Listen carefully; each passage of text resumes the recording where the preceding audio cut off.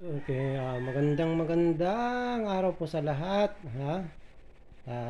Mapagpalang umaga sa lahat. Yan po ang ating order ngayong umaga. Yan. Hinihintay na lang po natin yung ating magpipick up, mga sir, mga madam. So, no worries po. Makakarating po sa inyo ito ng safe na safe. Yan po.